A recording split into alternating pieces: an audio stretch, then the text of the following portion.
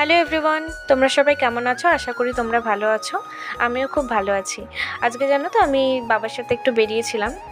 আমার কৃষ্ণনগরে যাওয়ার ছিল, কারণ আমার মাসি এসেছিলো, তো মাসির সাথে আমাকে কলকাতায় আসতে হবে। তো বাবা আমাকে এখানে কৃষ্ণনগর নিয়ে যাচ্ছিলো, কিন্তু এখানে তার মধ্যে বাবা যেহেতু সবজি চাষ করে, তো কিছু শশা হয়েছিলো, আমাদের শশা গাছ লাগিয়েছে জমিতে, তো ওই দোকানে দেওয়ার জন্য দাঁড়িয়েছিল। তো এখানে শশা দেওয়া কমপ্লিট হয়ে গিয়েছিলো। শশা দেওয়া কমপ্লিট হওয়ার পরে বাবা আমাকে নামিয়ে দেয় মাসির বাড়ি ঘূর্ণিতে। তো মাসির বাড়ি থেকে এখান থেকে যাব আমরা স্টেশন থেকে যাব দমদমে, যেহেতু আমার মাসি দমদমে থাকে।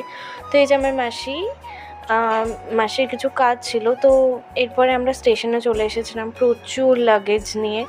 আমার আসার উদ্দেশ্য হলো যে মাসির প্রচুর লাগেজ আছে, সেগুলোকে ক্যারি করা। তো এরপরে মাসির জন্য আমি একটু জল নিয়ে গেছিলাম, কারণ আমার মাসি একটু শরীর খারাপ করছিল এত গরমের মধ্যে। আর আজকে এত গরম ছিল না, প্রচুর গরম ছিল।